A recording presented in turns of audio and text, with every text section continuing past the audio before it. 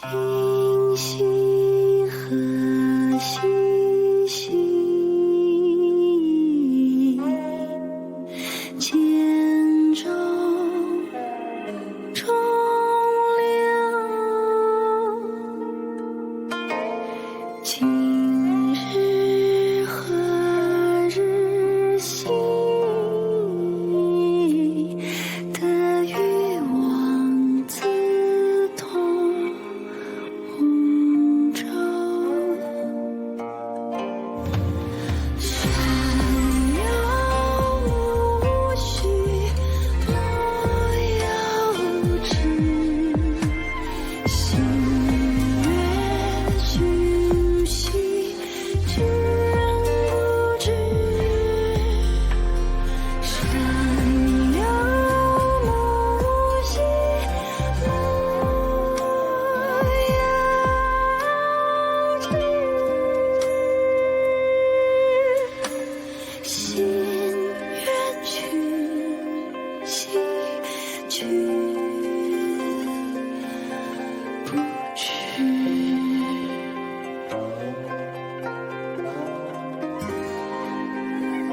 去不知。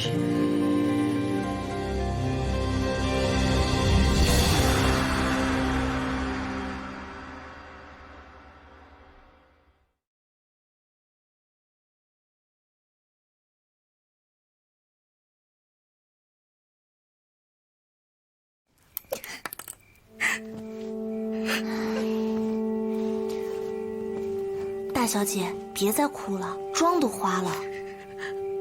莫非我一片哭泣，皇上连看都不看？有太后娘娘给大小姐做主，还担心什么？大婚的日子都已定下来了。可是皇上心里还想着那个曹汝，我就是气不过。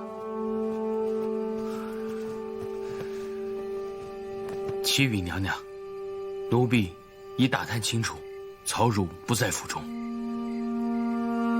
没想到皇上竟会做出这种事来，他定是与那曹汝约好，私奔了。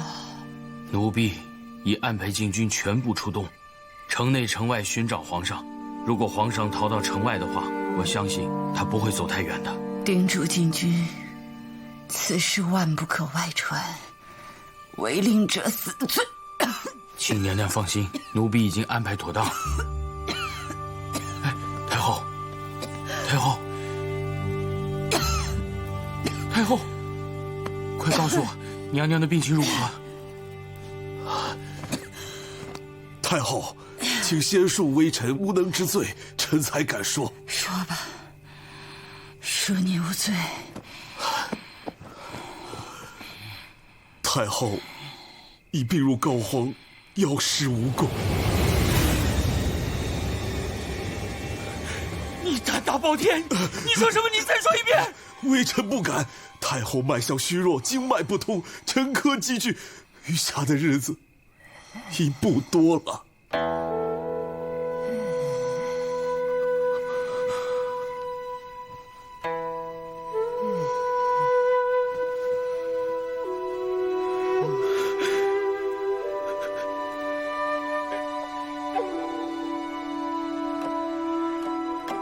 娘娘，奴婢愿用这条贱命换娘娘凤体平安。奴婢愿意死，换娘娘凤体平安。哀家的病早有预料，放心，哀家还不会那么快便循着先帝而去。哀家定要亲眼看着皇上大婚，要看着他坐稳大宋天子的龙椅宝座。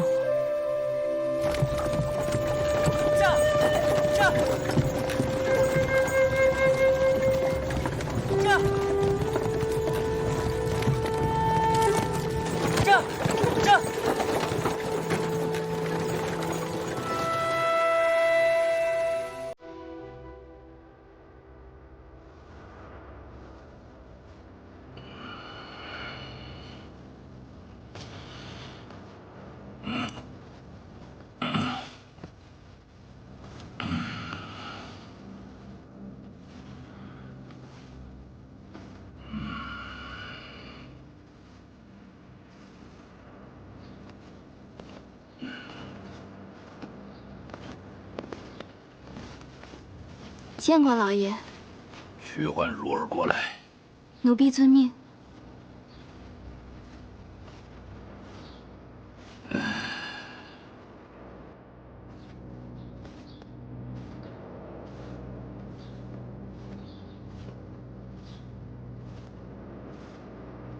老爷，老爷，不好了！小姐，小姐她不见了。小姐如何不见了？小姐不在闺房，家里上上下下都找遍了。小姐她不在。昨日夜里，奴婢服侍小姐，小姐说她要静心默读经书，不许奴婢打扰，于是奴婢就出去了。自那时起，就再也未见过小姐。怕什么？来什么呀？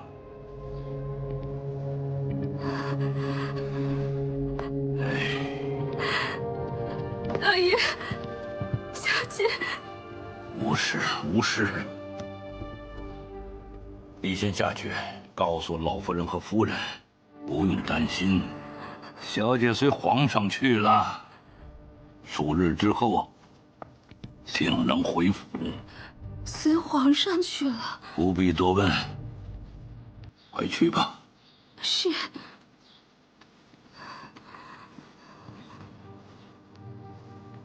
等等，此事只许告诉老夫人和夫人，万万不可说与他人。奴婢明白。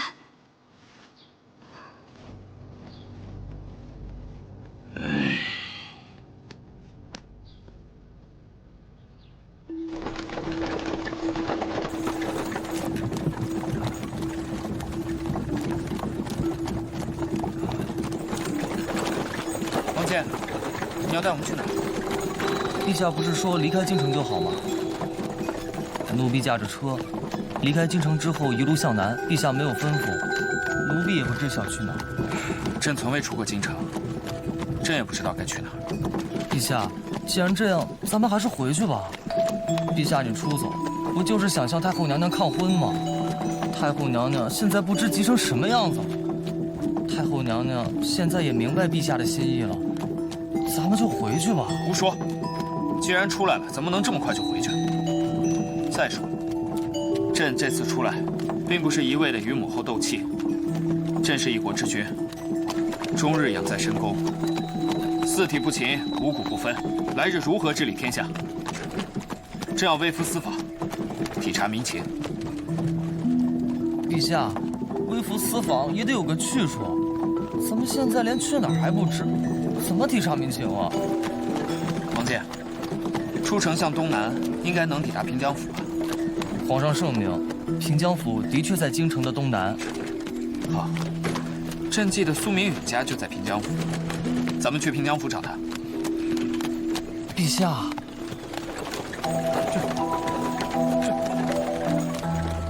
皇上出宫，哀家仍要早朝，要面对朝中大臣，否则天就真的要塌了。娘娘，你太劳累了。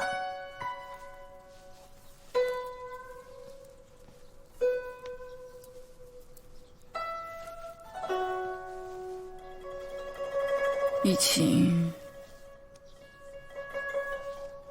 哀家是真的老了吧？太后娘娘不老，在奴婢眼里，娘娘比奴婢初见时更美，更有气度。那还不是依着怡晴这梳妆的技艺，还真是出神入化呀！依旧是花容月貌，惊为天人。娘娘的容貌丝毫不减当年。奴婢见过太后娘娘。景宗，过来，你来看看，怡晴给哀家这梳妆有何疏漏没有啊？好看。哎呀，真好看。太后娘娘今日面色红润，容光焕发，中气十足，比平日气色都要好一些。义姐来了没啊？苏大人已经在门外等候了。快请她进来。好。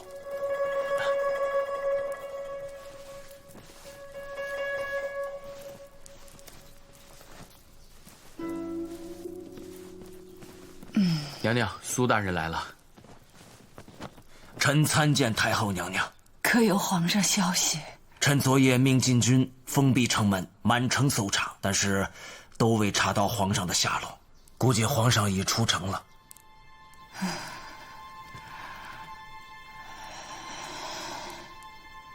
皇上若是出城，有无任何消息，那就很难找了。太后娘娘莫过于担忧了。臣已经在各地安置了耳目，快马急报，飞鸽传书，命令他们全部出动，想尽一切办法查到皇上的行踪。难道真的是哀家平日里对皇上管束太过严苛，才让他做出逆反之事来？太后一心为了皇上，管束是理所应当的。只是皇上现如今还不能理解太后的一片苦心而已。娘娘，时候不早了，该上朝了。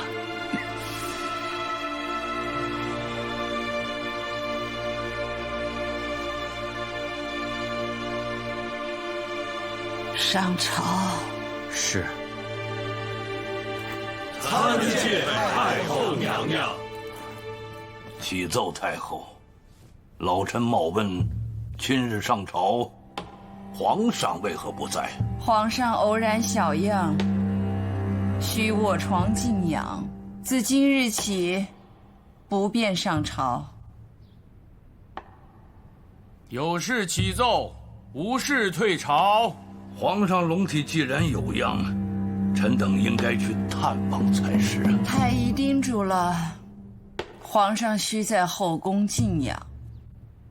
曹太傅的心意，哀家会转达于皇上。有劳太后，不知皇上到底得了何病，还望太后明示，免得满朝文武挂念。诸位爱卿不必过分担忧，皇上的龙体并无大碍。臣等敬祈皇上早日康复。臣等敬祈皇上早日康复。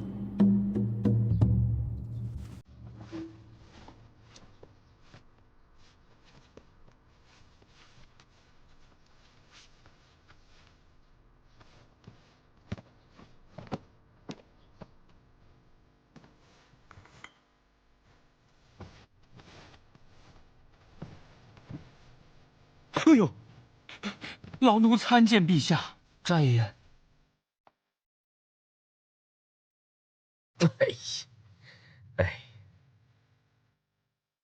没想到你这小子跟皇上还真有几分相像。从现在开始，你就在寝宫待着，不许外出。除了我以外，任何人不许见，只留背影就好。奴婢遵命。你们几个过来。从现在开始，如果有人要见皇上，你们就在外面挡驾，听见了吗？是。这件事情，要是有半点泄露，我扒了你的皮，诛你们9族。爷饶命！你快起来，快起来！哎呀，你穿上龙袍就是皇上了，你给谁下跪呢？啊？是。好了好了，快去吧，快去吧。是。哎呀，你别哆嗦了。是。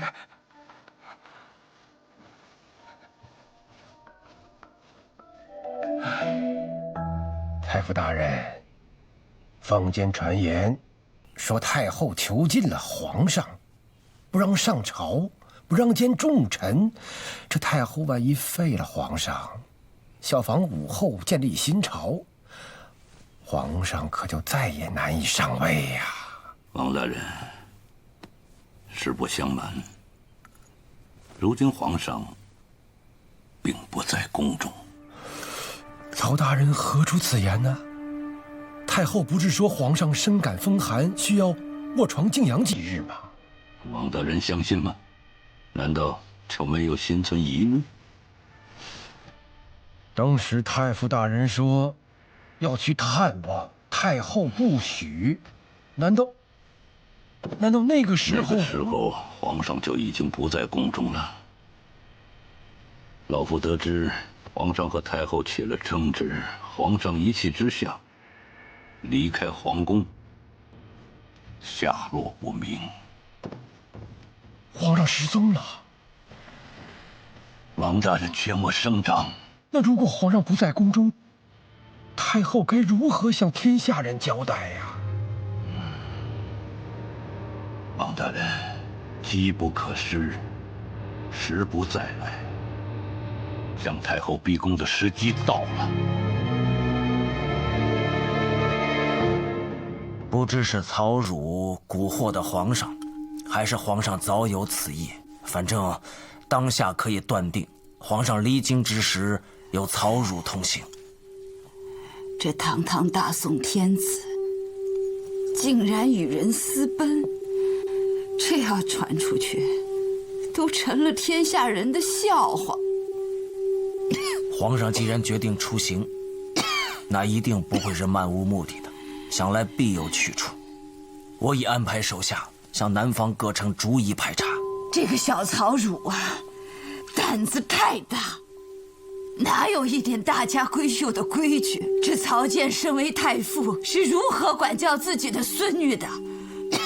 哀家定要问个明白。太后娘娘，今日是否贵体有恙？要不速请太医前来仔细诊断一番。哀家只是顽疾，并无大碍，无碍。你先回去吧。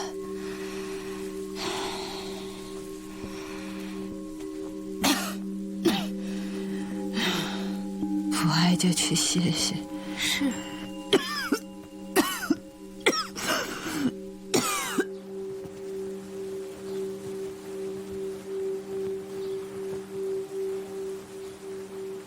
老臣参见太后娘娘，不知太后娘娘唤老臣来，有何事啊？曹太傅，皇上私自离开皇宫之事，你还要隐瞒哀家多久？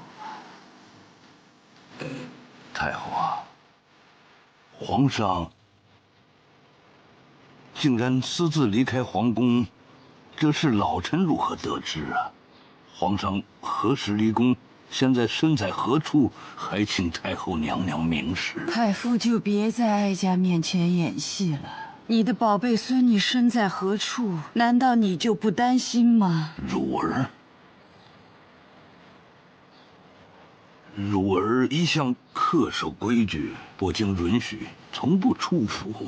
近日突然离家出走，老夫也在四处查询。听太后娘娘所言，莫非汝儿此次离家是和皇上一起出宫的？皇上大婚之际，带着你的孙女私自离京，成何体统？老臣对汝儿一直管教甚严，知道太后娘娘要选郭家长女为后，便一再管教汝儿，叫她不要再和皇上来往。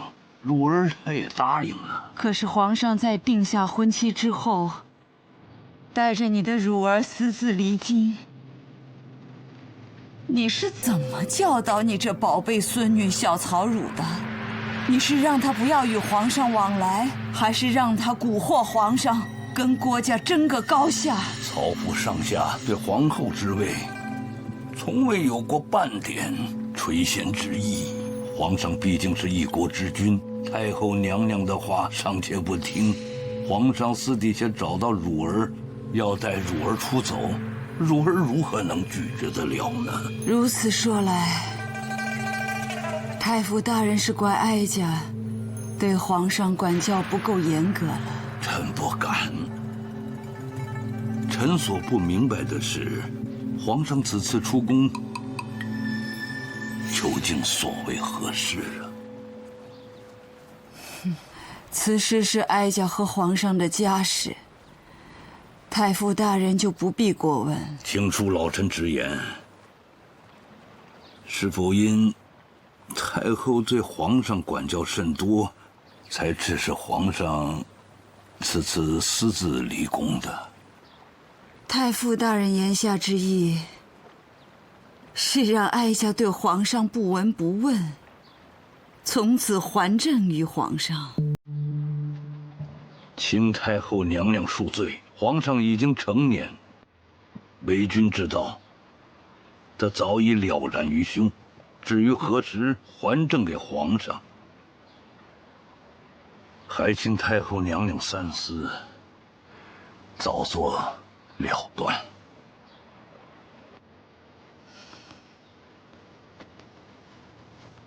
太傅大人不必心急，待皇上何时不再意气用事，能明辨是非，待皇上能辨识忠奸，有了主见，不再受制于任何别有用心之人，哀家自然会还政于皇上。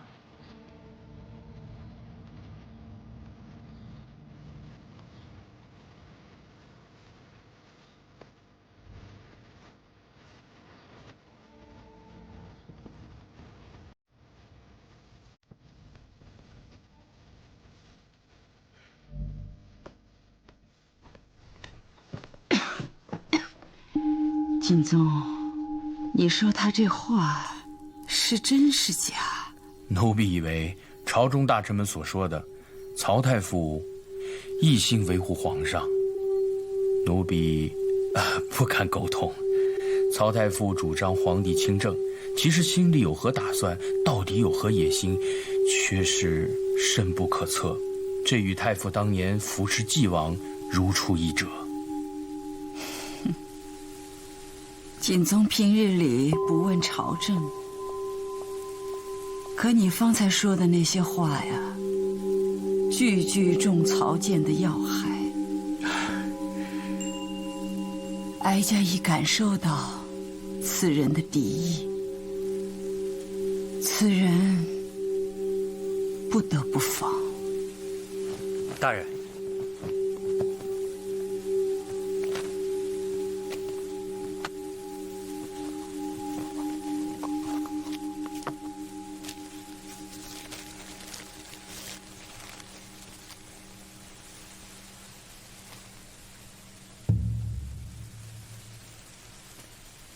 相公，父亲又有书信来呀。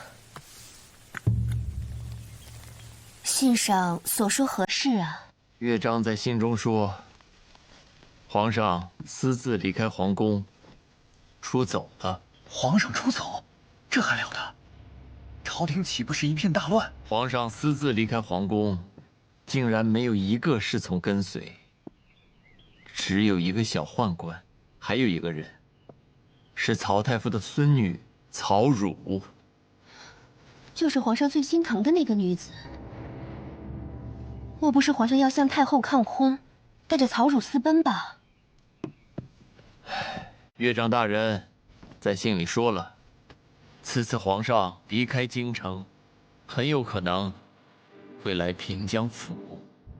对了，平江府有一个大户苏家，苏家长子苏明允曾经在皇宫和皇上相识，并且他们是皇室的远亲。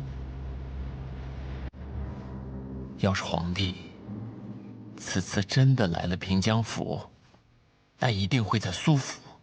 下官即刻派人去苏明允府上暗中打探。好，即刻就去。有任何的风吹草动，马上禀报。是。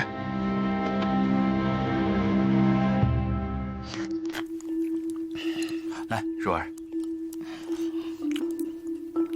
明远知晓王公公在想什么。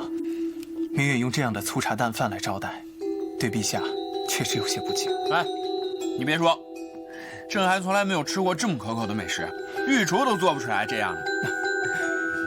陛下在皇宫锦衣玉食，御膳也吃得厌烦了，所以才觉得这些粗茶淡饭可口。在下并非有意冒犯陛下，而是平江府今年天灾人祸，即便是像我苏家这样的大户，日常也只能吃这些了。平常人家连这般粗茶淡饭也是难得。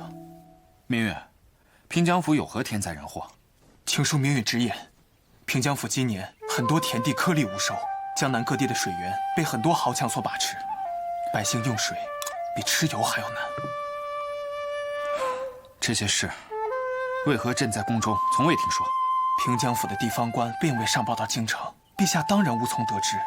不仅如此，官员不去救灾，反而发行交子作为敛财工具，搜刮民脂民膏，大发横财。现在百姓苦不堪言，育儿卖女，难以为生了。朕一直以为平江府是江南富饶稳定之地，不曾想竟这般困苦，民不聊生。陛下身为大宋天子，应胸怀江山社稷，体察民间疾苦，否则地方豪强与官员互相勾结，狼狈为奸，坑害百姓，不仅令朝廷蒙羞，更陷陛下于不仁不义啊！陛下身为九五至尊，不能只知高坐龙椅，接受百官朝拜，更应该保护民间百姓，此乃天子职责所在。陛下高居朝堂，养尊处优，而不知世间疾苦，又如何获得黎民百姓的爱戴？大宋江山又如何千秋万代？苏相公，陛下一路劳累，应早些休息为好。一旁站着，别插话。是。明允说的对，朕这些年在宫里，一直以为天下太平，百姓富足，如此耳目闭塞，朕枉为一国之君。陛下不必自责，陛下不是说要体察民情？现今来到了平江府，正是最好的时机。朕明日就要微服出巡，体察民情。明允替平江府百姓感谢陛下。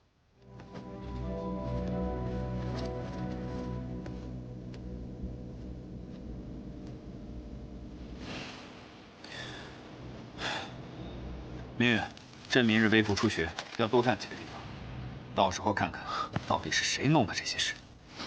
你能确定苏府的客人就是此人吗？小的看得清清楚楚，苏府的客人与皇上的画像一模一样。果然不出我所料。继续盯着苏府和此人，一旦有任何的风吹草动，速来禀报。遵命。大人，既然我们已知晓皇上的行踪，接下来该如何处置？师爷，马上去街头，把所有的乞丐和流民全部赶出去，不从者下入大牢。是，可别让皇上看见。还有，我要找的那位说书人，可有找到？下官已找到一位说书老艺人，安排在街上的一座茶楼，随时听候大人的吩咐。奴婢今日给娘娘装扮的是飞霞妆。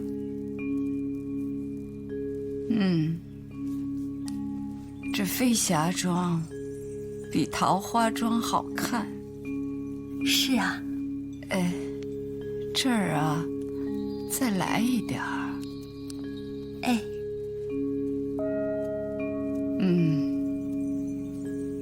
精神多了。这些日子啊，辛苦你了。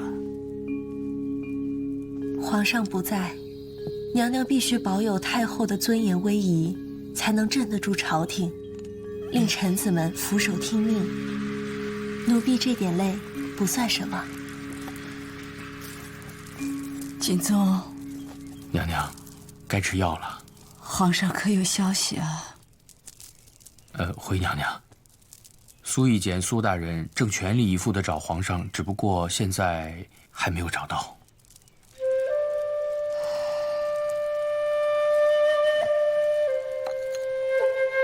喝药吧。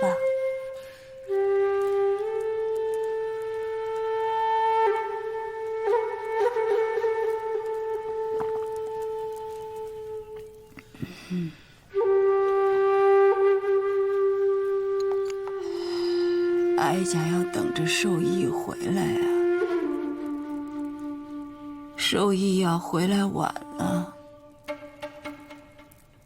为娘可就见不着你了。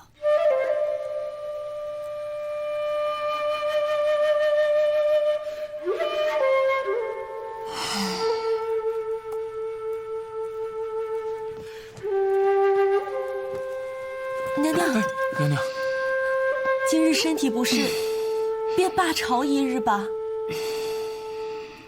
不可，皇上不在，哀家要再罢朝，那些大臣又不知要说什么闲话了。上朝，娘娘，哎，娘娘，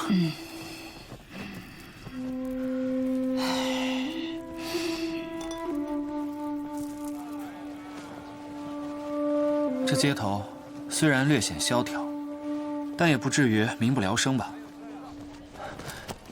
大人，皇上他们过来了。好，走，去拜见皇上。陛下，前面的轻徭薄赋，是丁大人应收商税，把赈灾的粮食都发下去。好的，大人。赶紧避避。唯有如此，平江府才能。陛下，真的是陛下。陛下，哎，丁大人，丁大人，快请起。朕是微服出巡，不能让百姓认出来。是遵旨。臣不知道陛下来到平江府，未能恭候远迎，请陛下恕罪。不知者不怪。朕既是微服出巡，一路行程必须保密，所以朕便没有去知州府。臣明白。哎，对了，朕听说今年平江府有很多灾情，为何没看到丁知州的奏折呢？说来话长，这附近有一茶楼，想请陛下一叙，臣将从头细细说起。好，带路便是。这位是曹大人的千金吧？正是。陛下请。哎，玉儿，来里面请。客官里面请。战事纷纷，天下乱。请。一旦云开，小二看场。见天。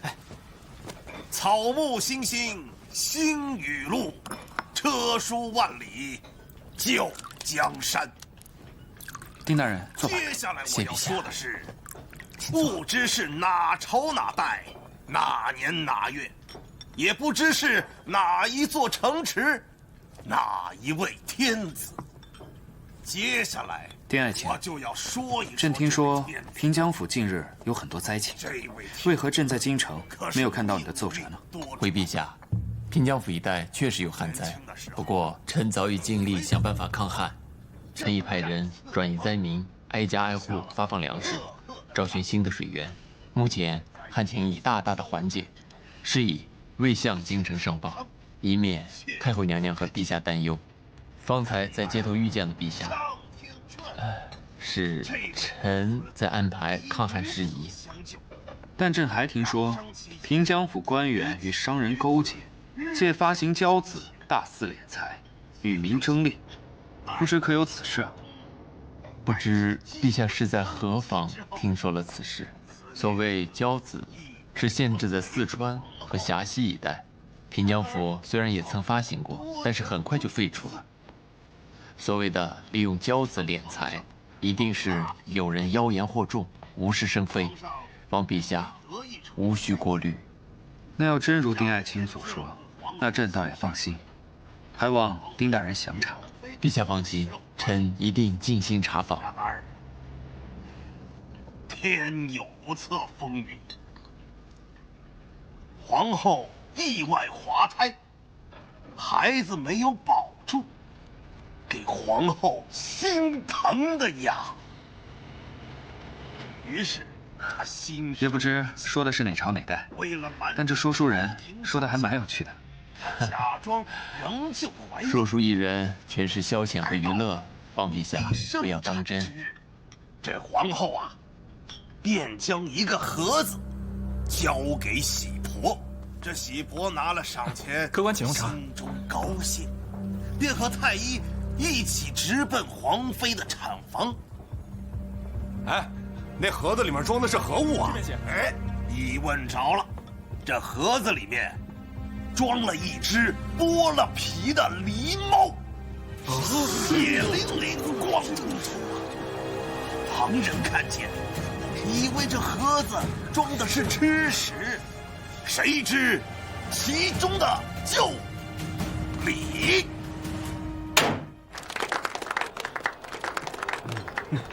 话说这喜婆来到产房之中，帮助皇妃接生，可就在此时，突然宫中起火，快去拿水！快！产房之中是乱作一团呐！这喜婆趁乱把狸猫抛在皇妃的身旁，却把皇子偷偷的抱住。这皇妃眼看就要葬身火海之中，恰好皇妃的弟弟前来探望。看此情景，拼了命的闯进宫去，把皇妃救了出来。皇妃清醒之后，闻听自己生了一个狸猫怪物，大呼冤枉啊！圣上一怒之下，将皇妃打入冷宫。可怜皇妃无处申诉啊！这皇后把偷来的皇子说成是自己的亲生儿子。皇上颁行天下，因此天下人都认为皇后乃是国母。可叹这小皇子不明真相，被蒙在了鼓里，一直将仇人当作娘亲。哎呀，说好了，哎，你说这也不知是哪朝哪代的事，这天底下怎么还有如此歹毒之人啊？这说书的先生故意不说是哪朝哪代，那是为了明哲保身。这狸猫换太子之事，说的就是咱们大宋朝皇宫里的陈年旧事。被狸猫换的太子就是当今的皇上。啊，此话可当真？哎，混账！敢在光天化日之下诽谤皇上，哎，关你何事啊？你是何人呐？跟你有何关系啊？我们俩说话。二位息怒，二位息怒啊，都是来听信。趁现在是在为父出血，切不可暴露了自己身份。你说，咱这大宋朝以仁政治天下，客官再添些茶。这皇太后，她不能干这种事吧？来，客官，这消息早就传遍天下了，无人不知，无人不晓啊！你竟然到今日才听说啊？哎呀，惭愧，惭愧呀！陛下，这些人胡说八道，捕风捉影，扰了陛下耳根清净，咱们还是换个地方吧。陛下出来许久，还是早些回苏府为好。对。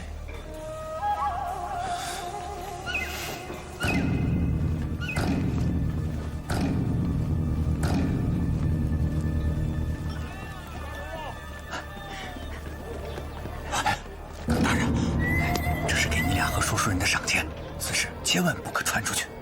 如果传出去，你们3个人全是死罪。不敢，不敢，不敢！陛下，陛下。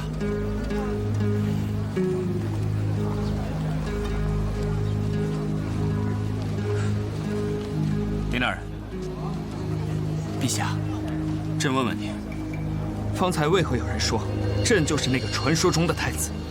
陛下，茶馆里的茶客都是三教九流、鱼龙混杂，他们都是道听途说、以讹传讹罢了。陛下，不必信以为真。无风不起浪，那个说书人说的头头是道，听说的人也言之凿凿。若非不是事出有因，为何偏偏拿朕的身世做文章？陛下，此事还是不要深究罢了。为何不要深究？普天之下百姓都知此事，要瞒朕一辈子吗？陛下，赶紧将你知晓的如实道来，否则朕治你欺君之罪。陛下，臣斗胆将此事说与陛下。皇妃担此这段公案，朝中大臣们几乎人尽皆知，所以此事才能在民间流传开来。你说朕就是平话里所说的太子，母后并非朕的亲生娘娘。那平话里所说的皇后，就是当今太后。是。那他所说的皇妃又是谁？陛下应该能猜得出。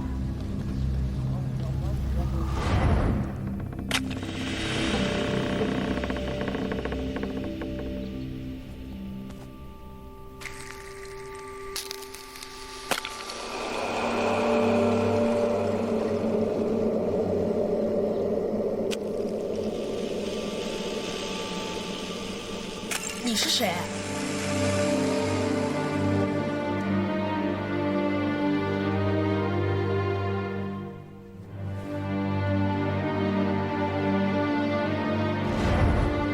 我不是李宸妃。是。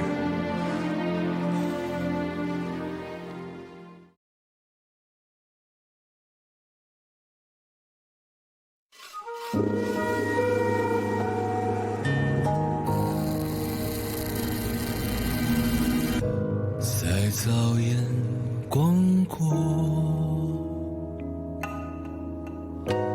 为水波生夜，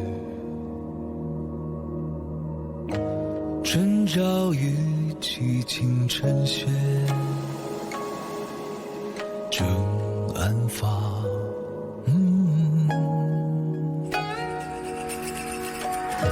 只轻轻杨柳，有诗情盼着，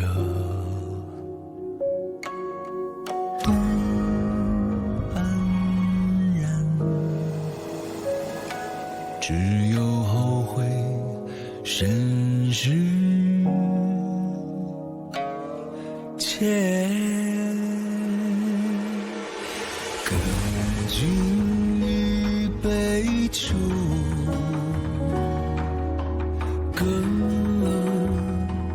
一阙，叹人生最难欢聚一别，切莫自斟醉，听取阳关者，念